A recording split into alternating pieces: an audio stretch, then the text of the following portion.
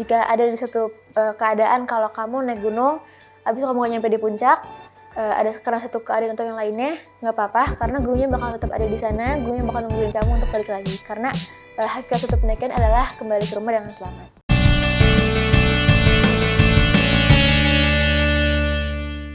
Ya, Assalamualaikum warahmatullahi wabarakatuh. Salam sejahtera untuk kita semua. Shalom, Om Swastiastu, Namo Buddhaya, salam kebajikan. Halo sahabat Erlangga, apa kabar?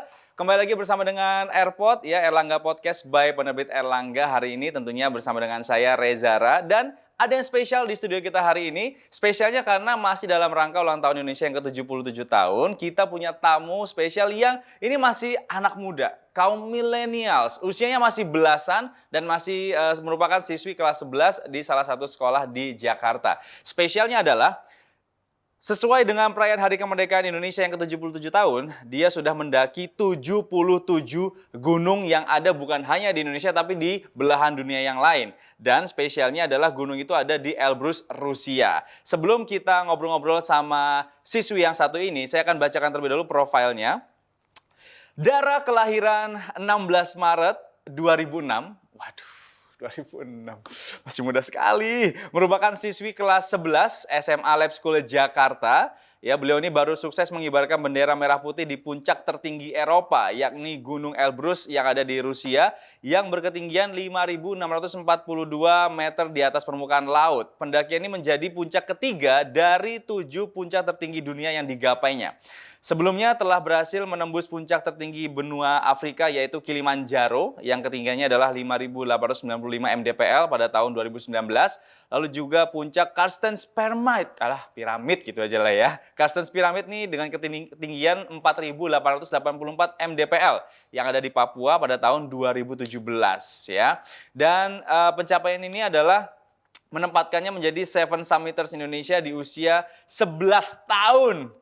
Saat masih duduk di usia kelas 5 SD saat itu ya. And please welcome, this is Kansa Syahla. Hai Kansa. Hai Kak. Aduh, 16 tahun, half of my age ya kamu ya. Setengahnya umurku. Gimana Kansa? Aku pengen nanya sama kamu nih. Kamu Gimana? umur 16 tahun berarti? Sekarang Jalan 16 17? tahun. Iya. Jalan 17 tahun. Tapi sudah mendaki 77 gunung. Yes. Mulainya di usia berapa?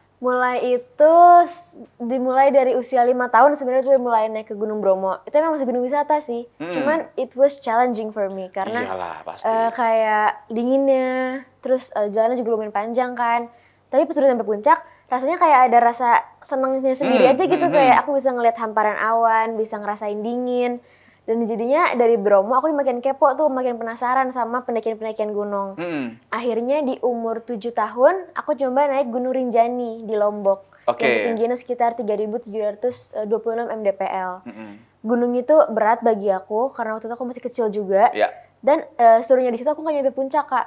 Aku cuma nyampe di camp terakhir, yaitu Pelawangan Sembalun. Jadi sengaja gak nyampe puncak, biar aku ada rasa penasaran, rasa kepo tentang puncaknya, dan aku mau balik lagi ke sana. Jadi sengaja ayah tungguin rasa penasaran itu. Akhirnya tapi kamu balik lagi ke sana? Iya, balik lagi.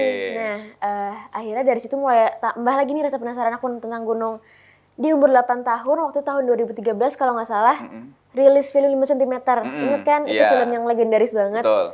Nah, itu latarnya kan di Gunung Semeru ya. Aku jadi kepo nih sama Gunung Semeru, jadi pengen naik Gunung Semeru. Dan akhirnya aku bilang ke ayah, aku mau coba naik Gunung Semeru. Sama ayah dibolehin, cuman nilainya harus bagus dan harus persiapan juga. Soal itu kelas berapa? Itu kelas sekitar 4 SD. 4 SD, oke. Yes. Dan akhirnya udah tuh aku ngejar nilai ujian yang harus yang bagus, persiapannya juga sekitar 2 bulanan, latihan fisik dan lain-lain. Akhirnya kita berangkat ke Semeru. Dari Semeru, itu gunungnya susah banget buat aku karena waktu summit itu bener-bener treknya kan pasir semua ya. Jadi aku sampai ditarik juga pakai tali kan karena saking beratnya. Tapi alhamdulillah bisa sampai di puncak, rasanya seneng banget, bersyukur banget. Dari situ aku mulai fokus tentang pendakian gunung. Jadi mulai dari situ aku searching nih di Google kayak gunung-gunung Indonesia. Dan waktu itu nemu situsnya The Seven Summit of Indonesia, 7 gunung tertinggi di Indonesia. Dan aku kepoin satu-satu, dan aku ngeliat tadi aku udah naik satu gunung Semeru. Dan aku ngeliat lagi ada list gunung lainnya yang ada di bermacam-macam daerah di Maluku, di Sulawesi, di Sumatera. Dan aku akhirnya kayaknya seru nih coba program ini gitu. Yaudah tuh akhirnya Aku bilang ke ayah aku pengen naik ke Gunung Rantai Mario di Sulawesi Selatan di Makassar. Dari situ aku ke Rantai Mario, lalu naik ke Gunung Kerinci, gunung tertinggi kedua di Indonesia yang ketinggiannya sekitar 3.805 mdpl. Dari Kerinci aku baru bilang ke ayah kalau aku mau serius untuk menjalani program The Seven Summit of Indonesia ini. Dari situ mulai di plan lagi, kayak plan lebih rapih lagi. Akhirnya aku naik Gunung 4, Gunung Binaya di Maluku, 6 hari perjalanan. Serunya itu 6 hari perjalanan kita diguyur hujan terus, kaki aku sampai kena kutu air. Jadi harus recovery sehari dulu. Turun dari Binaya, istirahat sehari di Maluku, besoknya langsung terbang ke Lombok untuk naik ke Gunung Rinjani. Jadi ini pendakian aku lakuin sebagai pendakian maraton, 2 gunung dalam 1 kali perjalanan. Wow, itu di usia berarti waktu itu? Itu sekitar 10 tahun, 9 tahun, 10 tahun. 9-10 tahun? Iya, betul. Kalau biasanya ya anak usia 10 tahun tuh minta tuh mainan, otopet lah ya. Tahu otopet ya?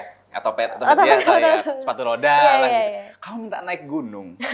Orang tua kamu nih emang pendaki gunung juga tuh gimana? Nah, serunya emang ayah dari SMA itu anak gunung. Jadi emang dari SMA tergabung di Sispalanya di SMA-nya. Dan aku ngeliatnya kayak ayah nih suka ceritain pengalaman di gunung kan, suka ada foto-foto lamanya waktu di gunung. Dan aku jadi tertarik sendiri aja gitu kayak kayaknya seru nih naik gunung, bisa ngerasain dingin, bisa ngeliat awan, bisa ketemu teman-teman baru. Dan dari situ sih awal mula ketertarikan aku tentang gunung. Jadi artinya orang tua sangat mendukung sekali ya. Kalau ibu anak gunung juga bukan?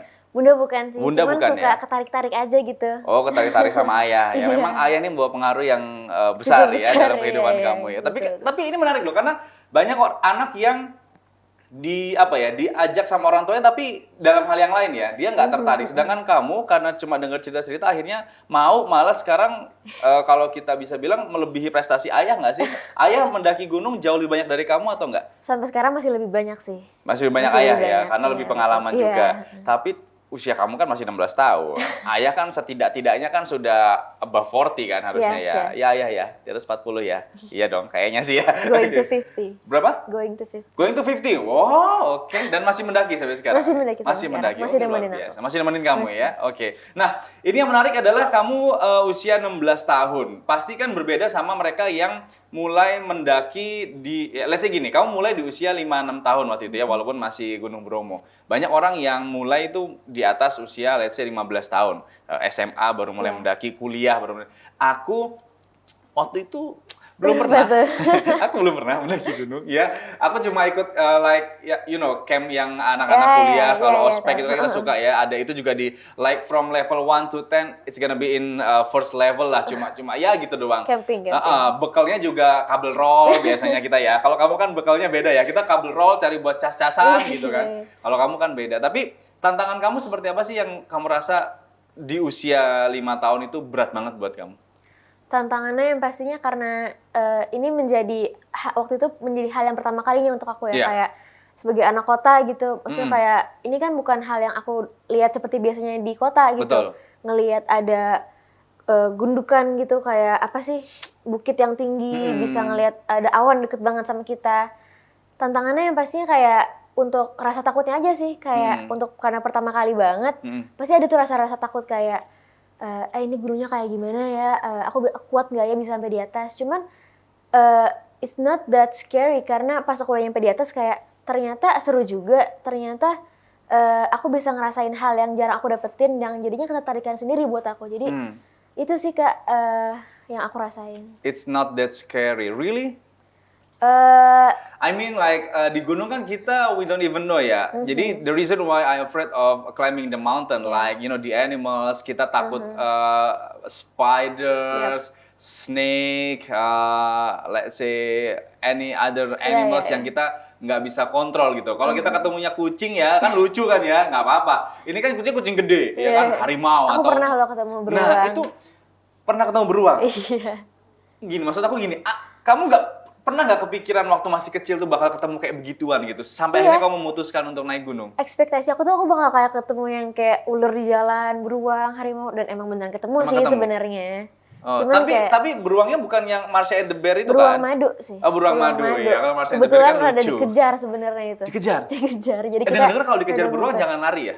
Itu kamu waktu ketemu beruang gimana? Lari apa gimana? Yang pasti tetap tenang sih. Tetap jalan tenang. Tunggu.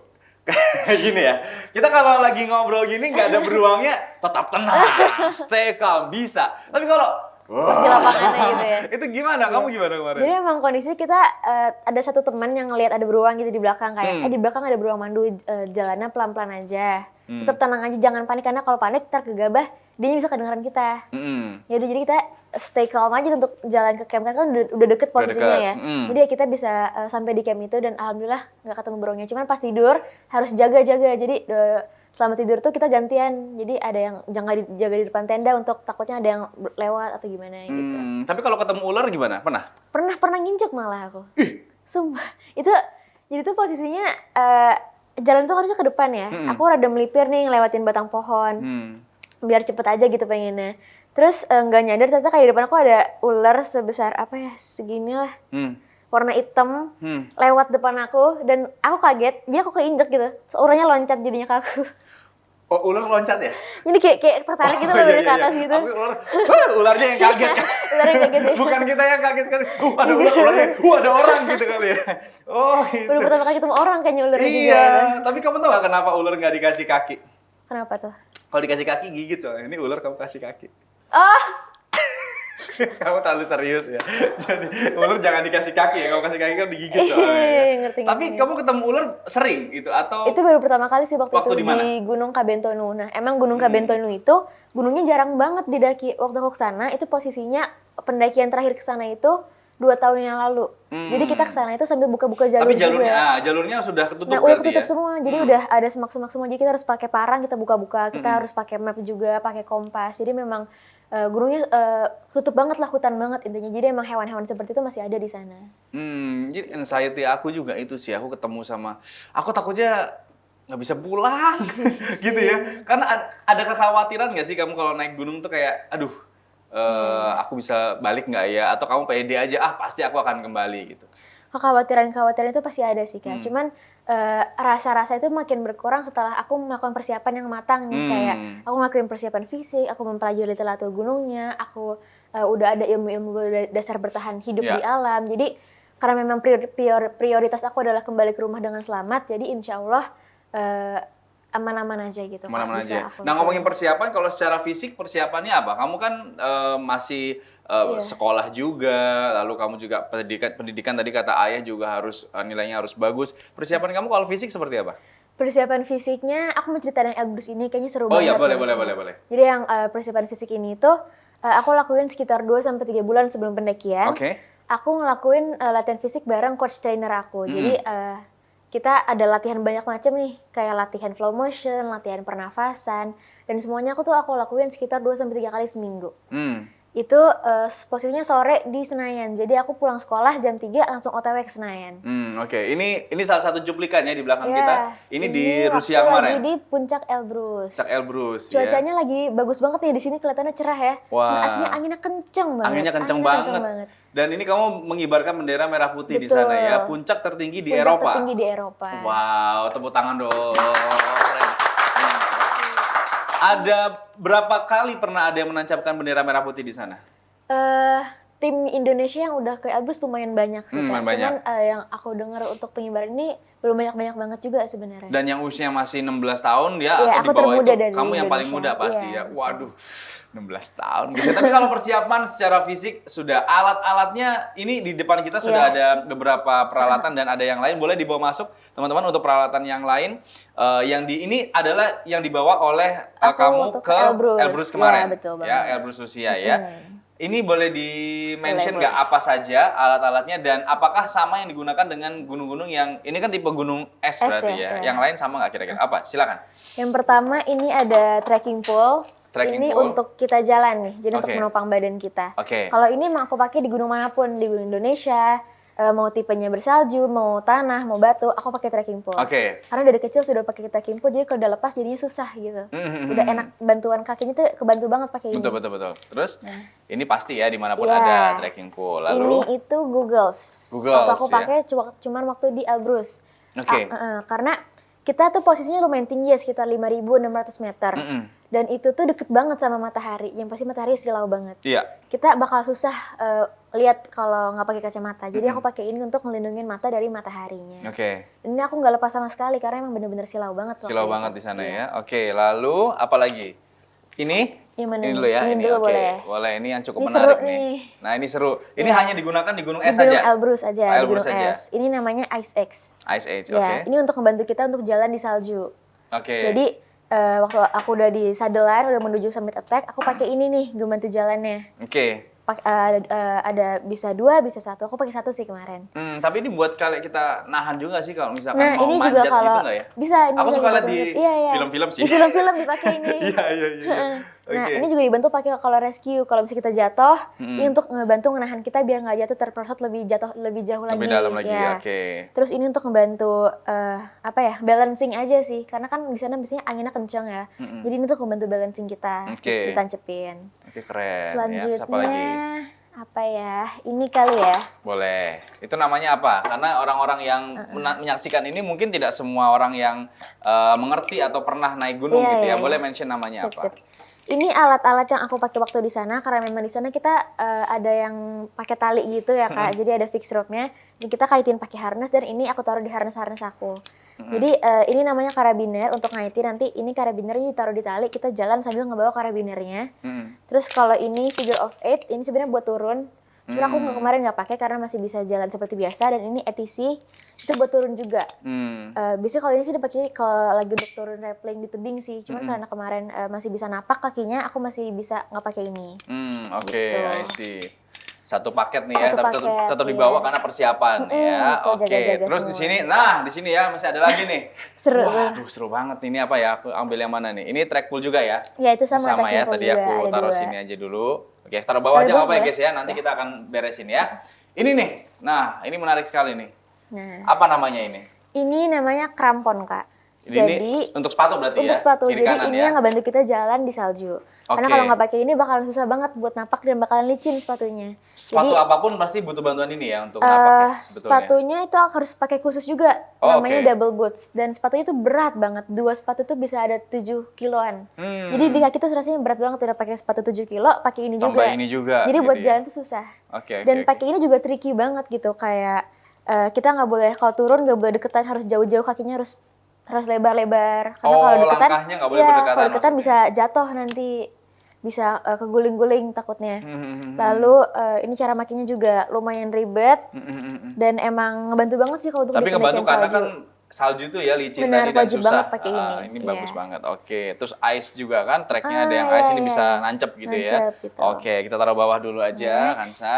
Lalu apa ini? Ini harness yang tadi aku bilang. Oh, harness yang tadi kamu bilang ya. Iya. Ini dipakai sejak awal berarti ya? Sejak kamu, maksudnya mulai dari bawah udah pakai ini? Iya, dari awal dari Summit Attack aku udah pakai harness ini. Jadi Summit Attack aku udah pakai ini, terus ini juga dikaitin di sininya. Ada beberapa tali-tali juga untuk ngaitin sama karabinernya ini. Oke, Iya. itu ya tali. Nah, ini tali-tali tadi ya? Iya, tali-talinya aku Nah, koneksi. berarti kamu perlu belajar simpul-simpul Iya, untuk betul, yang Kak. Betul. let's say apa namanya Iya, simpul basic-basicnya. 8, iya, banyak macam. Oke, nah ini digunakan di semua gunung atau hanya yang gunung es saja atau gimana? Aku pakai harness ini 2 kali doang di Gunung Elbrus di Rusia dan Gunung Kartens di Papua. Oke. Kalau waktu Kartens saya emang bener-bener butuh banget alat-alat ini karena memang kita di Kartens itu bergantungan di tebing Kak.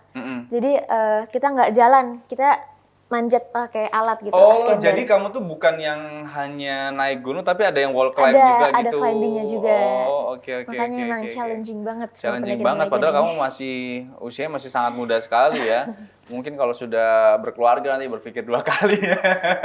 Oke, terus apa lagi? Nah ini kamu pasti pakai topi nggak sih? Pakai, aku Pasti pakai topi ciri ya? khas aku di gunung selalu pakai topi Kak. Harus pakai topi. Selalu pakai topi, karena emang panas, mataharinya bener. Kan iya. deket banget kan kalau di Deket atas. banget, dan Harus emang pakai topi. stylingnya keren juga sih Stylenya pakai keren. ini. Iya dong, brandnya juga bagus ya. Bagus Sip. sekali itu. Kamu BA-nya ya? Iya, Oh iya, alhamdulillah. pantes. Oke, nah kalau ini apa? Nggak ada, Ini sorry. Oke, jadi ini alat-alat yang kita balikin lagi ke Iya, atas ya. sip. Ini alat-alat yang digunakan oleh Kansa ketika kemarin naik ke Gunung Elbrus yang ada di Elbrus, Rusia betul. ya. Privet? Privet. Privet. Taunya itu doang ya. Oke. Ini stay di sini apa kita tarik? Silakan ditarik ya. Oke. Sambil kita beresin ini, aku mau nanya dulu deh. Kemarin kan naik ke gunung itu dalam rangka ulang tahun Indonesia Iya, ke-77, betul. ya kan? Dan itu jauh di Rusia. Gimana keluarga kamu mendukung kamu seperti apa? Ayah, bunda mungkin? Aku selalu bersyukur, aku selalu dikelilingin sama orang-orang yang sangat-sangat baik ya. Kayak ayah yang selalu support aku, selalu nemenin aku di pendakian-pendakian aku, mau nemenin sampai di titik aku mau berhenti. Bunda yang selalu monitoring aku, kayak selalu nelfon, selalu jadi orang yang pertama tahu kabar aku, selalu yang care lah, ngebantuin aku packing, ngebantuin bikin makanannya kalau waktu di bawah. Jadi emang kakak adik juga yang selalu support.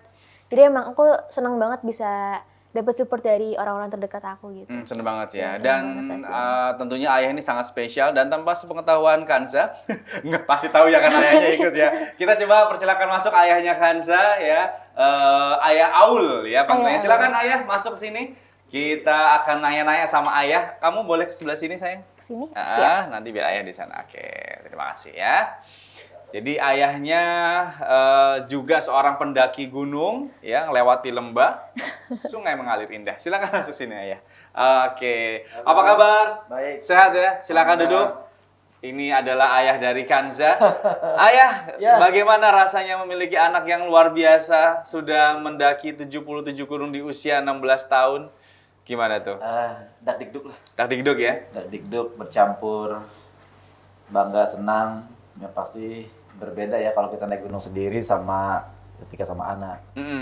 Tadi kemarin kan di Elbrus, aduh anginnya itu nggak bisa berhenti. Saya tuh memang selalu berdoa ya sama Allah, semoga cuaca cerah. Alhamdulillah Allah tuh ngasih cuaca cerah. Sampai guide bilang, saya sudah 8 tahun sebagai guide, baru sekali ini lihat cerah. Wah. Cerah, tapi saya lupa minta anginnya jangan kencang-kencang gitu. Makanya kalau doa yang spesifik ya ayah ya, cuaca cerah, anginnya kalem gitu ya. Ternyata kemarin anginnya kenceng banget. Ini ada beberapa dokumentasi yang diambil ya ketika ini Elbrus kemarin. Iya, ini waktu summit attack nih Kak. Attack-nya. Berapa orang yang kesana naik total berserta seluruh timnya? Ada 11 orangan. 11 orang. Oke, 11 orang. Ini ayah yang ini ya. Ayah. Oh, nggak salah ya. So tahu banget. Ayah ini ya. Ayah di tengah sini. Aku yang kedua. Oh, kamu kedua. Aku kedua. Oke. Ini semua kalian itu kenal, maksudnya saudaraan atau teman atau gimana sebenarnya semua? Temen sih. Emang rutin. Kalau naik gunung tuh harus ketemu juga di sini. Oh gitu. Baru ketemu juga. Bukan yang harus kenal sejak Dari awal gitu. berbagai daerah juga. Daerah di Rusia. Terus semuanya orang Rusia nih Kak. Ini orang Rusia nih. Rusia semua. Kamu sama ayah 2 orang Indonesia di sana. Wah, oh iya kelihatan dari hidungnya ya. Orang Rusia kan sampai sini-sini gitu agak-agak nantang ya hidungnya. Oke. Ini guide-nya. Ini guide-nya, ya? Aku yang kedua. Kamu yang kedua ini. Oke. Nah, kalau dilihat dari gambar ini kan memang ya gimana ya? Memang gunung-gunung semua apa ice gitu kan ya. Apa yang membedakan sama ayah rasakan selama mendaki gunung yang lain? Karena kan ini salah satu yang ini tertinggi di Eropa nih. Betul. Apa yang membedakan dengan gunung yang lain? Medannya pasti karena ini kan bersalju. Kedua juga penggunaan peralatannya. Sangat tidak jarang seperti ini nih, hanya terakhir di Kartens. Kartens pun tidak menggunakan Ice X, tidak menggunakan krampon gitu. Jadi memang sangat berbeda untuk melangkahnya. Kedua, tantangan terhadap angin. Ini kan Elbrus ini kan terkena angin sangat kencang. Dan dinginnya itu luar biasa itu. Anginnya sangat kencang sekali ya. Karena kita kan orang tropis ya, ketika masuk ke zona 4000 itu PR pasti permasalahan kalau kita tidak siap terhadap tubuh kita, itu kita akan pusing. Ada makanan enak pun nggak akan bisa makan karena mual. Oh, gitu. Ini resikonya terberat itu akan mengganggu. Hipotermia juga ada Kalau potensi ini, itu ya. Belum lagi beku. Sampai sekarang saya masih beku nih. Ada 2 jam. Kembali ke Indonesia tanggal berapa?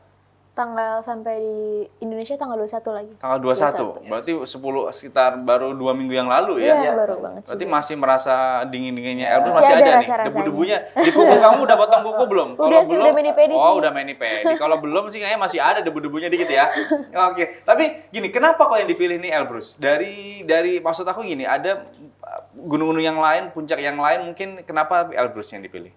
Boleh, ayah boleh, Kansa boleh. Kalau Elbrus kan memang Kansa ini punya, dalam pendaki sudah punya program. Oke. Ada 2 sebenarnya program. Yang pertama Seven Longest, itu 7 gunung dengan jarak terpanjang Indonesia, itu kurang 1 lagi. Di mana yang belum? Di Papua. Oh, di Papua, oke. 1 lagi program The Seven World itu, ini baru 2 kan. Di Kartens sama Kilimanjaro. Nah, rencana tahun ini memang dia mau di Elbrus, jadi udah bicara tahun 2021. 2021 itulah mulai kita rancang. Prepare ya. Semua sebenarnya yang rancang Kansa semua sih. Elbrus ini semuanya Kansa, mulai dari proposal, hubungin sponsor, hubungin operator di sana, sampai urusannya buat visa pun Kansa. Oh gitu. Tapi ayah ini yang aku menarik adalah ayah kan selalu menemani Kansa ya. Nah, tapi kan ayah bukan sendirian, ada istri, ada bunda yang biasanya seorang ibu, apalagi anak perempuan gitu kan. Itu gimana responnya bundanya? Ya, bunda nih. Apa jangan-jangan di belakang tuh, mungkin kamu nggak tahu ya, di belakang tuh kamu tuh anak masih perempuan masih gimana? Ya, pasti kayaknya bakalan berdoa terus ya. Dakdikduk terus ya. Terus ya, betul. Dan ketegangan tersendiri ya, karena pasti nama ibu lebih daripada kita, karena dia ada di sisi yang tidak bersama kita kan di lapangan ya. Oh, ibu stay di Indonesia? Iya. Nggak pernah ikut ke situs itu nggak pernah ya? Oke, jadi hanya kontrol dari jauh aja. Iya, betul. Oke, nah waktu naik gunung pasti kan makan waktu ya. Berapa hari biasanya kamu? Paling lama kamu butuh waktu berapa hari untuk naik gunung? Dari mulai berangkat sampai pulang lagi? Paling lama itu sampai sejauh ini tuh di Gunung Kabentono yang di Sulawesi, walaupun gunungnya sebenarnya nggak tinggi-tinggi banget, tapi aku butuh sekitar 12 hari perjalanan pulang pergi, dan 12 hari itu di hutan terus, Kak. 12 hari? 12 hari di hutan. 12 hari di hutan tuh? Apa yang kamu bawa tuh dalam 12 hari itu biasanya? Maksudnya, ya kita tidak berpikir ala anak kota ya. Anak kota itu kan biasanya baju ya pagi sama sore ganti. Kalau anak gunung tuh gimana sih? Secara persiapan, karena kan 12 hari panjang. Dan kalian nggak mungkin carrier tuh isinya banyak, hanya penting-penting aja. Itu bagaimana persiapannya? Kalau urusan baju, kita gini nih, bikinnya baju lapangan, baju cadangan, dan baju tidur. Baju lapangan dipakai berkali-kali. Jadi hari ini pakai baju lapangan, tidur ganti baju tidur, besoknya pakai baju lapangan yang kemarin. Asal belum basah, asal masih bisa dipakai. Oke, I see. Jadi biar hemat, Kak. Jadi kayak kalau berat banget kan gak enak juga kitanya ya. Betul. Dan kalau untuk logistik, kalau misalnya di perjalanan panjang, aku pakai sistem tanam atau gantung. Jadi logistiknya aku bawa yang kan udah di-pack nih, kayak untuk makan pagi, makan siang, makan malam, snack, dan minum. Nah, untuk perjalanan turunnya, aku tanam logistiknya di tanah. Aku tutup-tutupin di semak-semak gitu. Ntar pas turunnya baru aku ambil. Jadi nggak aku bawa ke atas. Kan kalau aku bawa ke atas kan percuma juga, Kak. Jadi beratin badan aja kan. Jadi aku tanam aja di bawah. Jadi ntar aku bisa ambil, terus sampai di bawah aku makan. Gitu. Tapi berarti kalau perjalanan dari camp yang pertama, let's say gitu ya, sampai dengan naik dan turun tuh biasanya kamu paling lama berapa lama durasinya? Dari mulai bawah sampai ke puncak lalu balik lagi? Harinya. Harinya. Kabentono paling lama. Itu 9 hari baru sampai di puncak. 9 hari? 9 hari baru sampai di puncak. Wow. Dan turunnya 3 hari. Turunnya lari. Luar biasa. Turunnya luar biasa. Ini ayahnya nih mungkin kasih pengaruh ya. Tapi mungkin bundanya agak sedikit tenang karena ayahnya sejak kuliah ya. Sudah rutin mendaki gunung gitu. Apa yang ada teman memang sekarang ini justru anak-anak sekarang kan anak digital ya. Jadi mereka bisa searching dan cari. Semua gunung tuh Kansa semua yang milih.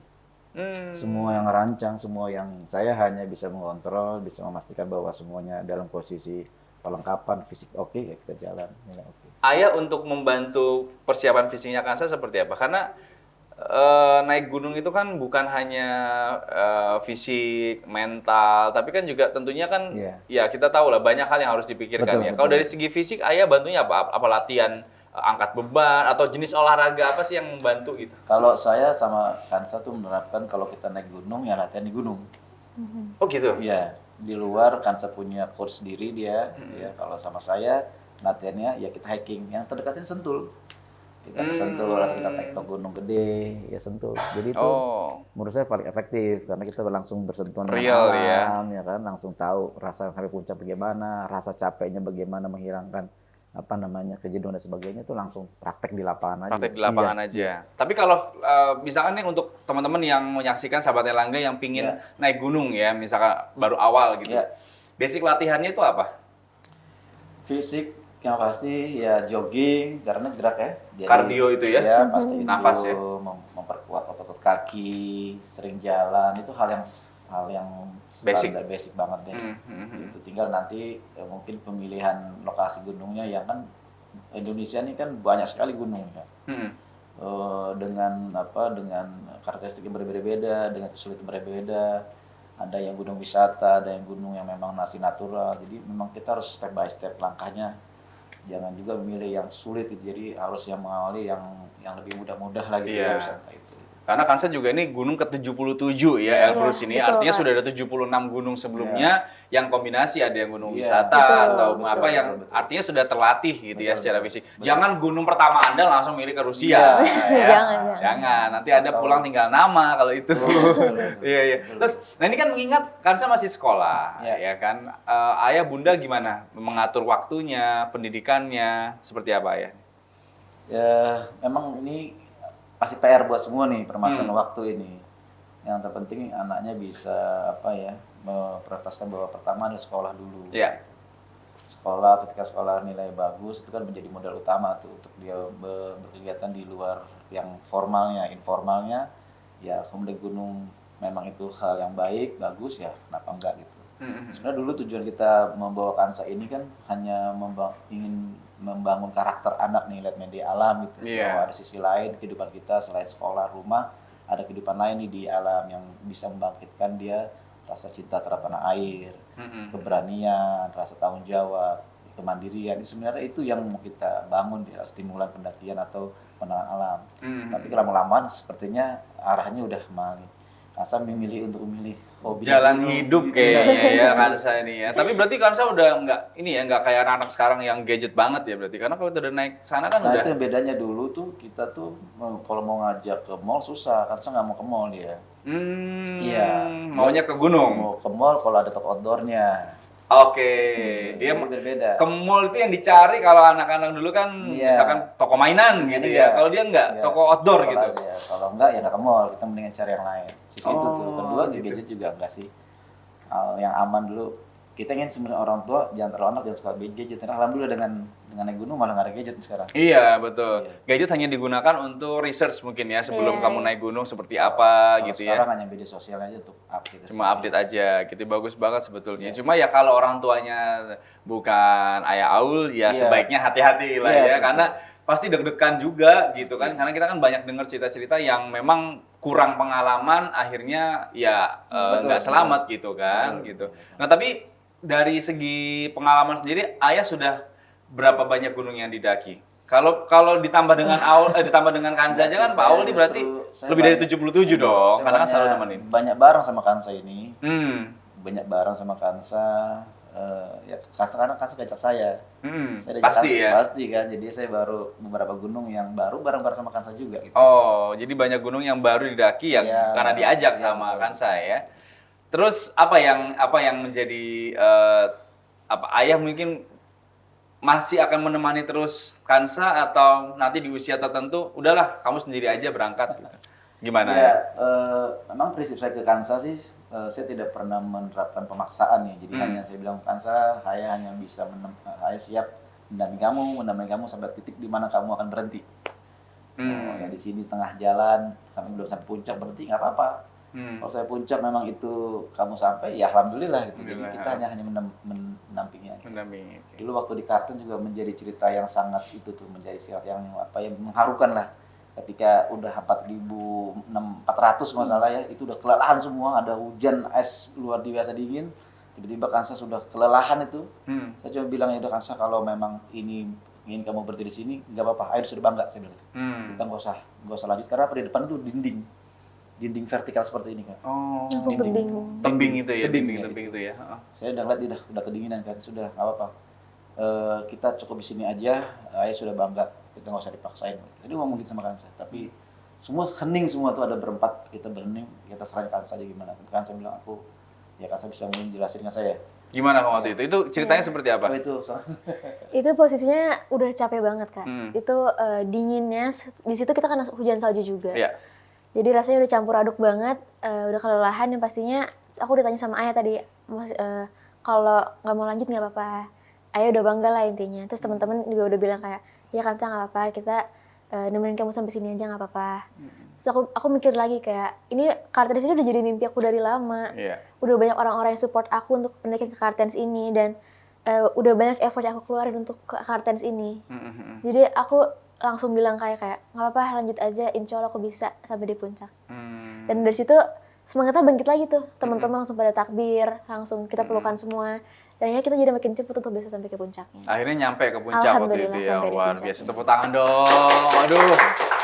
Itu keren banget. Jadi kita nggak pernah gini ya, maksud aku gini, kalau kita naik gunung tuh apa yang kita persiapkan dengan apa yang di lapangan tuh bisa jadi berbeda sekali gitu ya. Karena kan trek di lapangan bisa berubah kapanpun gitu ya. Tapi semangat kita yang harus kita jaga. Dan kalau tadi teman-teman dengar juga kan saya tidak pernah sendirian. Dia selalu dikelilingi oleh orang-orang yang support gitu ya. Jadi kalau apapun kondisinya kita mau naik gunung tuh harus ada orang-orang lain yang membantu kita. Jangan sendirian gitu. Jangan kayak wah tenang, gue udah jago nih. Nggak bisa gitu ya. Betul. Oke, luar biasa. Aduh, aku pengen nanya lagi sama Aul sebenarnya. Kalau misalkan kamu ini kan usia 16 tahun ya. Kamu nanti mungkin pasti akan jalan hidupnya masih panjang. Pasti akan berkeluarga suatu saat. Kamu ada planning nggak ketika nanti berkeluarga akan berhenti, kamu selesaikan semua gunung yang pengen kamu capai baru menikah, atau nanti kamu akan cari suami yang kita bisa nanjak bareng nih? Gimana coba ayo? Kebayang nggak kamu? Itu deket loh. Kalau misalnya kita bilang let's say kamu 16 tahun mungkin di usia 26, 28 tuh 10, 12 tahun lagi itu deket banget waktunya. Planning kamu gimana? Menghabiskan semua sebelum kamu berkeluarga atau kayak ayah nanti ini? Keluarga ngajak anak, suami naik bareng. Ada kepikiran nggak? Kalau aku kepikirannya malah pengen ngebawa anakku untuk naik ke gunung-gunung kayak waktu dulu ayah bawa aku sih.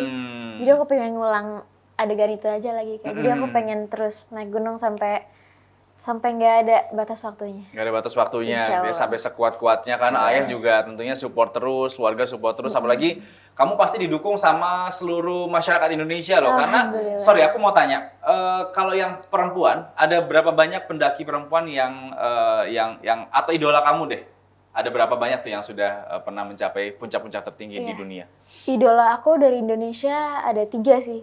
Yang pertama itu Didi Hilda, mereka tim Wisemu. Mereka Seven Summit dunia, sudah ke Everest juga, sudah semua tuh ya? Sudah semua 7-7-nya.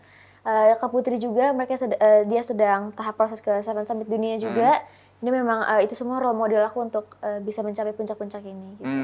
Oke. Kamu sudah ketemu sama mereka semua? Udah. Sudah ya? Dan apa yang mereka katakan kepada kamu? Pesan-pesan apa yang mereka sampaikan? Yang pasti mereka memotivasi aku sih Kak, kayak kamu pasti bisa gitu, aku bisa, kamu pasti bisa. Dan rasanya disupport sama mereka dan mereka ngedukung dan mereka juga naruh hope di aku, jadi aku makin senang gitu ngejalaninnya.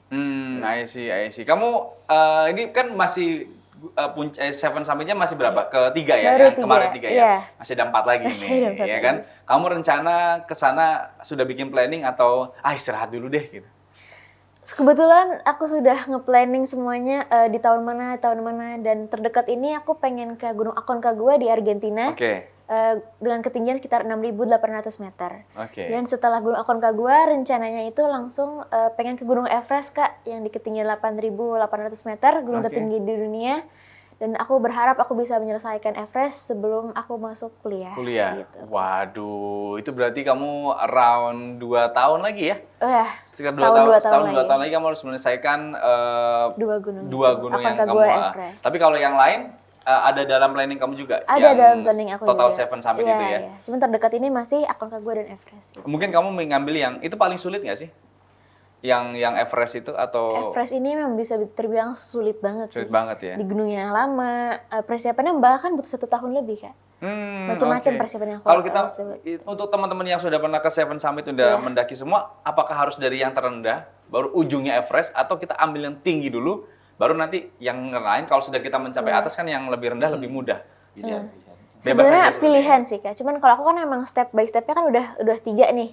Udah Kartens, Everest, udah Kartens, Elbrus dan Kilimanjaro. Dan setelah itu aku udah Aconcagua, dan setelah Aconcagua kalau mau ngambil Everest bisa gitu.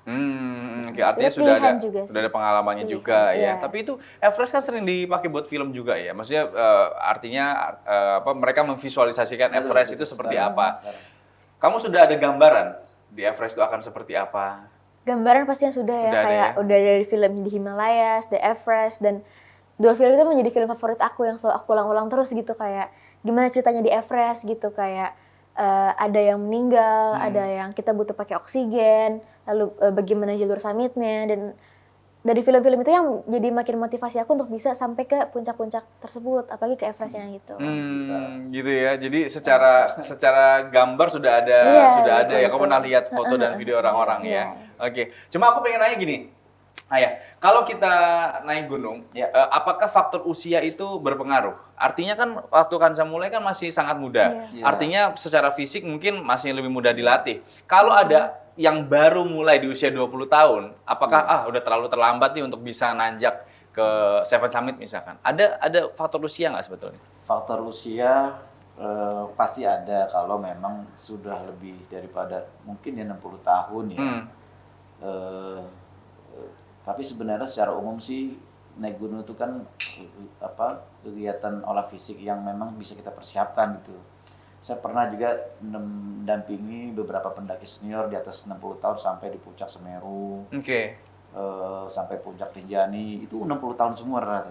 Tapi memang usianya 60 tahun. Iya betul, tapi memang selama 3 bulan kita rutin kan latihan fisiknya. Iya. Itu aja luar biasa itu, terharunya bagaimana perjuangannya itu terasa lah terlihat bahwa tapi kebanggaan mereka sampai di titik itu akhirnya ketika turun gunung pun dia jadi terbiasa nih untuk menjaga fisik dia, jadi latihan terus, lari dan sebagainya. Jadi menurut saya masih umur masih relatif ya. Relatif lah ya. Betul.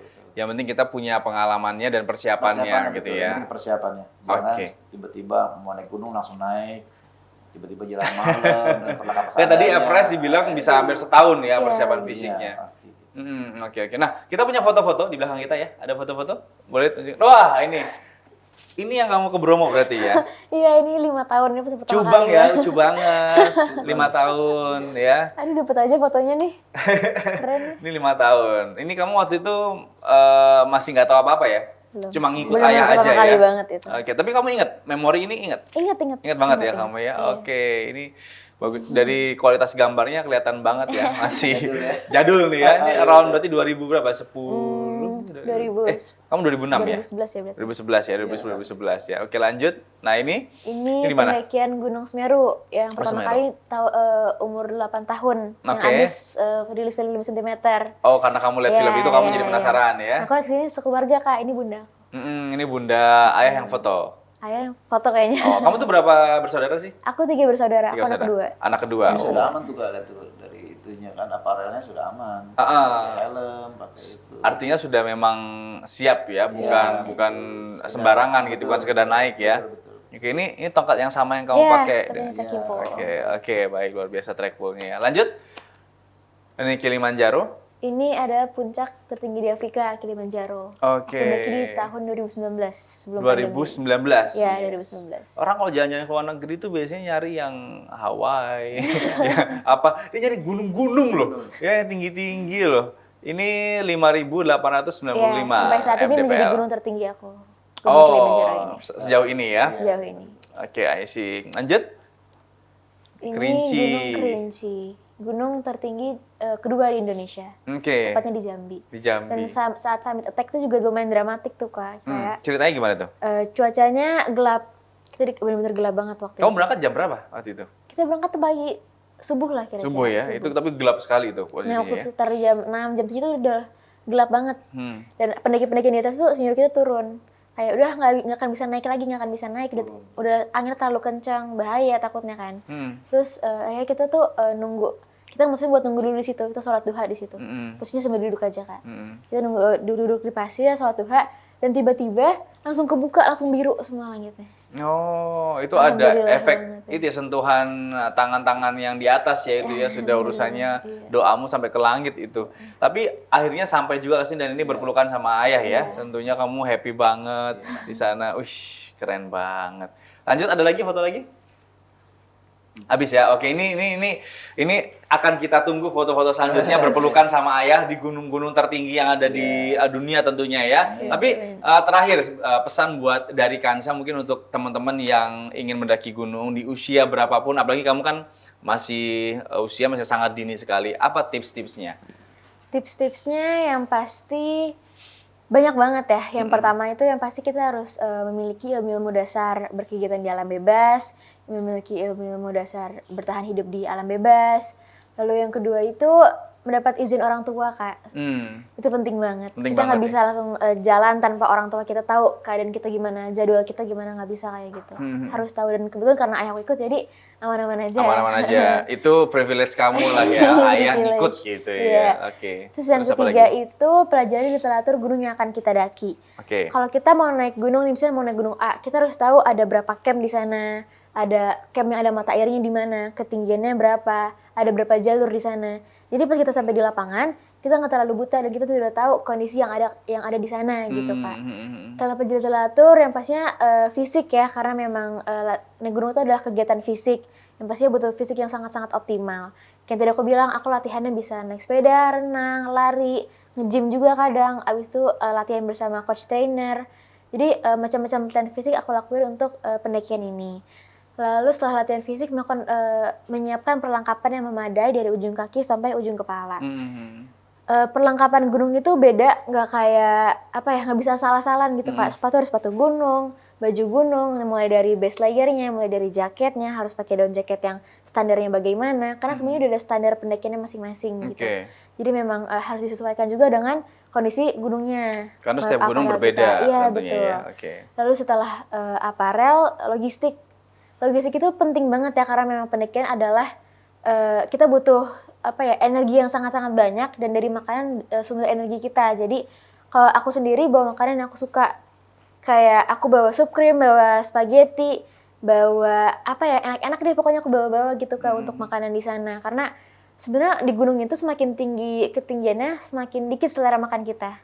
Jadi challenge juga tetap makan dengan benar gitu ya. Jadi bawa aja makanan yang kalian suka biar kalian makannya enak. Lalu setelah logistik, yang pastinya doa, terus berdoa sih, Kak, karena kita di sana untuk menikmati keindahan Tuhan, pengen menikmati keindahan alam. Lalu yang pasti jaga terus alamnya, jangan gini deh prinsipnya, kalau kamu masih buang sampah sembarangan di kota, nggak usah coba-coba naik gunung. I see. Karena di gunung tuh, beberapa gunung yang aku datangin di Indonesia emang sampahnya tuh parah banget, Kak. Sampai ini nih jalan depan sih sampah semua, jadi kita bisa tenang-tenangin gitu, harusnya kayak kan gak enak banget. Kita mau pengen nikmatin, pengen senang-senang gitu, pengen hidup udara segar, tapi malah jadinya bau sampah, kan gak enak juga. Jadi terus jaga alamnya, jangan vandalisme, jangan buang sampah sembarangan. Lalu prinsip yang aku pakai terus di gunung adalah hakikat kembali ke rumah, hakikat pendakian adalah kembali ke rumah dengan selamat. Jadi jika ada di suatu keadaan kalau kamu naik gunung, habis itu kamu gak nyampe di puncak, ada karena satu keadaan atau yang lainnya, nggak apa-apa, karena gunungnya bakal tetap ada di sana, gunungnya bakal nungguin kamu untuk balik lagi. Karena hakikat suatu pendakian adalah kembali ke rumah dengan selamat. Oke, luar biasa, tepuk tangan dong untuk Hansa dong. Aduh, 16 tahun, tetapi dari pola pikirnya semua itu diajarkan oleh alam tentunya ya. Betul. Tadi poinnya aku pegang satu adalah yang kamu bilang, kalau masih buang sampah sembarangan di kota nggak usah coba-coba ke gunung. Karena sekali lagi kita naik gunung memang ya untuk menikmati keindahannya. Kalau ketemu sampah buat apa gitu ya. Ada satu hal yang paling kamu hindari nggak kalau kamu naik gunung? Apa yang sangat tidak boleh dilakukan? Saat ini buang sampah misalkan. Selain itu apa lagi? Yang pasti harus selalu jaga adab sih, Kak. Jaga adab itu ya. Dan terus berpikir positif. Sebenarnya itu kuncinya. Kalau ada pertanyaan, kamu pernah nggak sih ngerasain hal-hal mistis gitu kan, cita-cita di gunung ya? Iya, suka ada gitu. Ya. Nah, kalau aku selalu berpikir positif dan niat aku baik ke sana. Aku pengen nikmatin keindahan alam. Aku nggak mau aneh-aneh lah di gunung. Jadi terus berpikir positif, niatnya lurus, mau niat baik-baik aja. Jadi insya Allah aman-aman aja. Insya Allah aman-aman aja ya. Oke, luar biasa. Nah, pesan dari ayah mungkin untuk orang tua di luar sana yang anaknya mungkin ingin naik gunung, silakan. Ya, bagi orang tua bahwa Indonesia itu sangat indah ya. Lebih indah lagi ketika melihat Indonesia itu dari puncak-puncak gunung. Indonesia itu sangat kaya akan berbagai karakter gunung, dan gunung-gunung Indonesia itu banyak pilihan.